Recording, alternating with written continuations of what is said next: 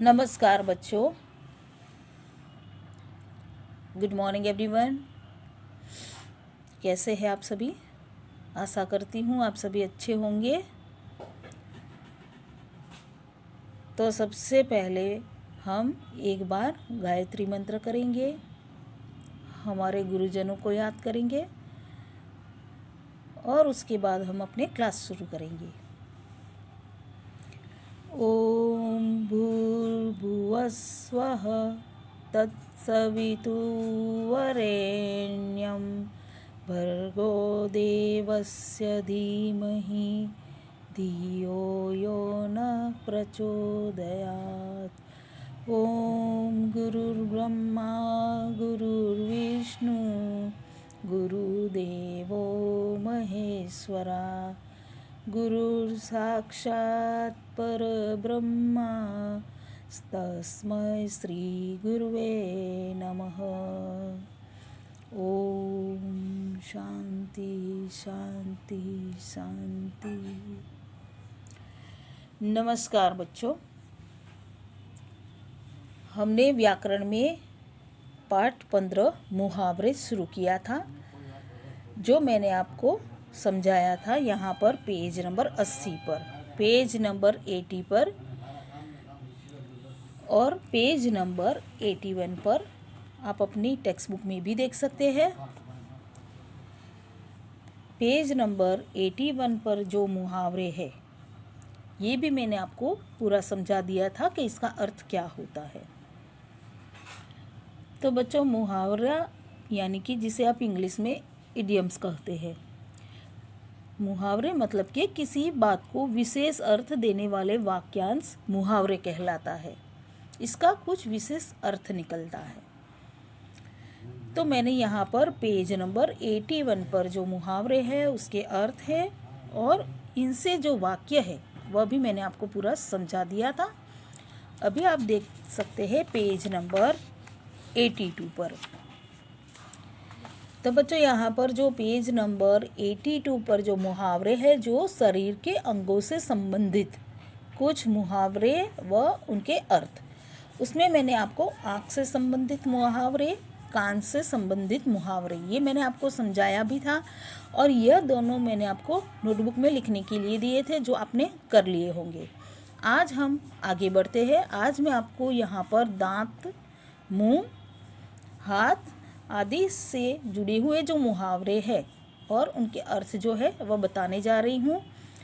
अभी आप इसे अच्छी तरह से ध्यान से सुनेंगे, समझेंगे। दांत, दांत खट्टे करना यानी कि बुरी तरह हरा देना। दांत खट्टे करना यानी कि बुरी तरह हरा देना। जैसे कि मैं आपको एक उदाहरण देती हूँ, एक वाक्य बता करके।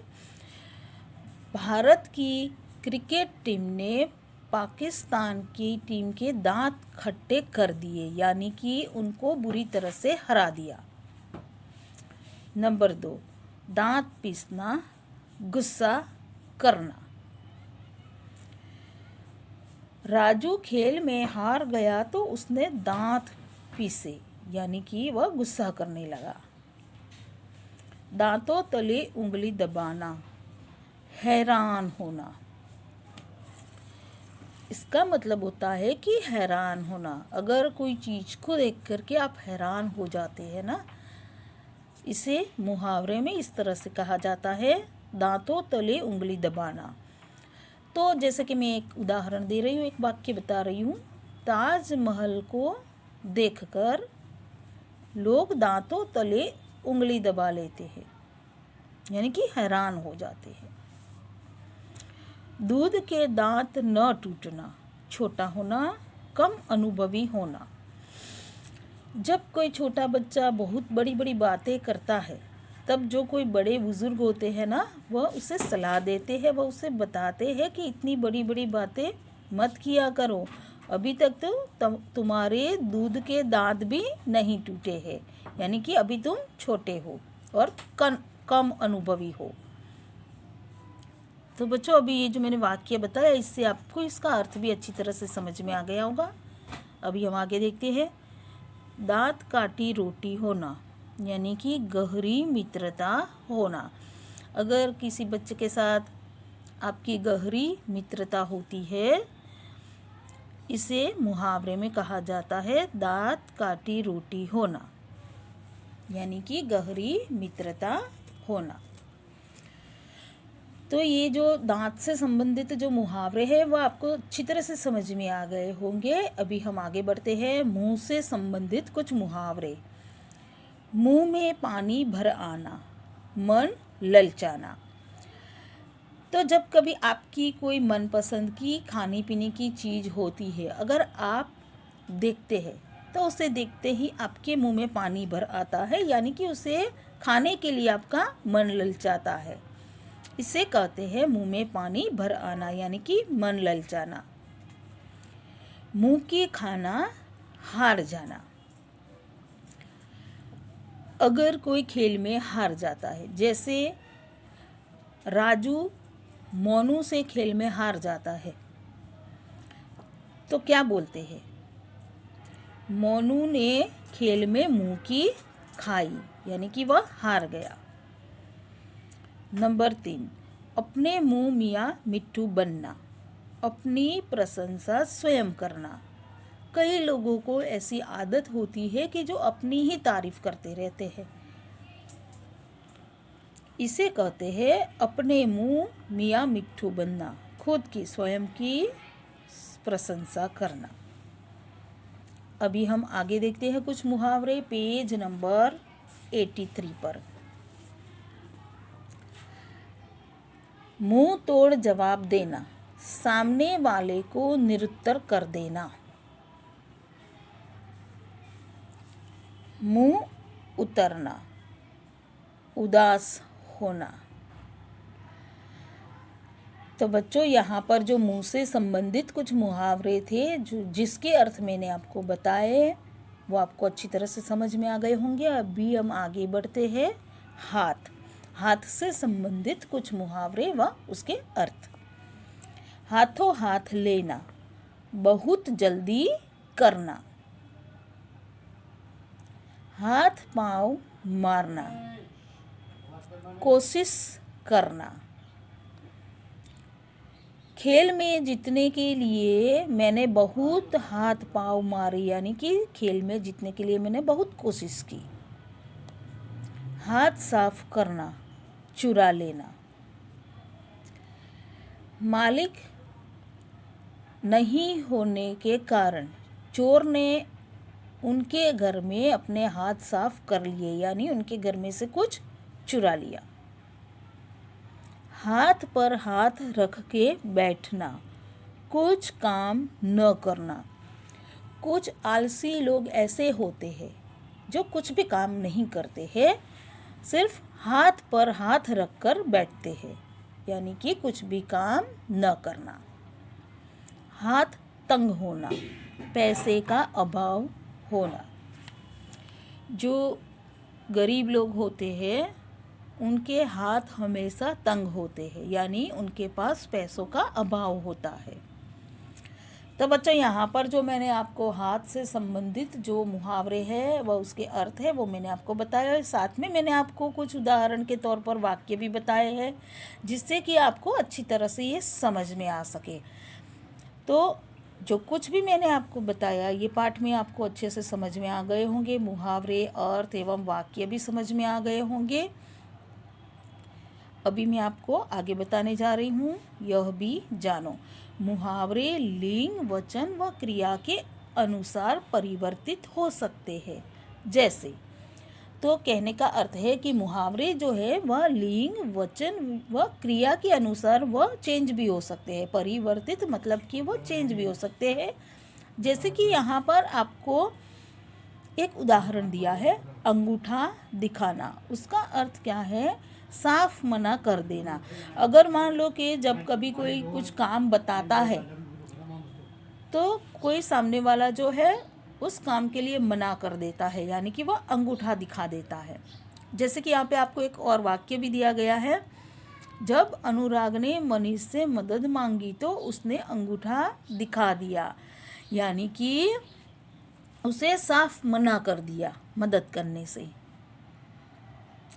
हमने क्या जाना। जो कुछ भी मैंने आपको सिखाया है वो मैं अभी आपको बता रही हूँ। जो कुछ भी इस पाठ में आप सीखे हैं, किसी बात का विशेष अर्थ देने वाले वाक्यांश मुहावरे कहलाते हैं, यानी कि जिसका कुछ विशेष अर्थ निकल रहा हो। मुहावरों का प्रयोग भाषा को सुंदर, मजेदार व अधिक प्रभावशाली बनाता है। मुहावरों का शब्दार्थ नहीं, भावार्थ देखना चाहिए, यानी कि उसमें से जो अर्थ निकल रहा है उसे देखना चाहिए। तो बच्चों, ये आपको अच्छी तरह से समझ में आ गया होगा। अभी मैं आज आपको यहाँ पर जो एक्सरसाइज है वो बताने जा रही हूँ। जैसे कि आप यहाँ पर देख सकते हैं, प्रश्न 1, चित्रों को सही मुहावरों से मिलाओ। यहाँ पर आपको कुछ चित्र दिए गए हैं। इन चित्रों को आपको सही मुहावरे से मिलान करना है। एक उदाहरण आपको यहाँ पर दिया गया है कि यह चित्र में आप साफ देख सकते हैं कि यह जो बच्चा है वह अपने दांत पीस रहा है, मतलब एकदम अपना गुस्सा दिखा रहा है। तो इसके साथ जुड़ा है दांत पीसना। अभी यहाँ पर आप देख सकते हैं कि एक बिल्ली दिखाई दे रही है और यहाँ पर पानी है और ये भीगी हुई है। तो यह आप इससे मिलान करेंगे, भीगी बिल्ली बनना। 9 + 2 यानी 11, 9 2 11। इसके साथ आप मैच करेंगे, 9 2 11 होना। अभी आप यहाँ पर देख सकते हैं, इसी तरह से आपको आगे करना है मैचिंग। यहाँ पर आप देख सकते हैं कि यह क्या कर रही है। यह जो लड़की है वह हाथ साफ करना, घी के दिए जलाना, और यह है ईद का चांद होना। यह तीनों मुहावरे जिसके उत्तर भी मैंने आपको बता दिए हैं, आप इसे अच्छी तरह से मैचिंग करेंगे।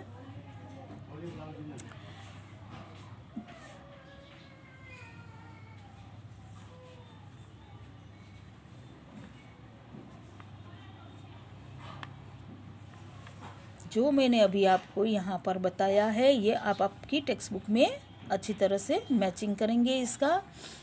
अभी हम आगे बढ़ते हैं। इसे आप अच्छी तरह से ध्यान से सुनेंगे और ये आप करेंगे।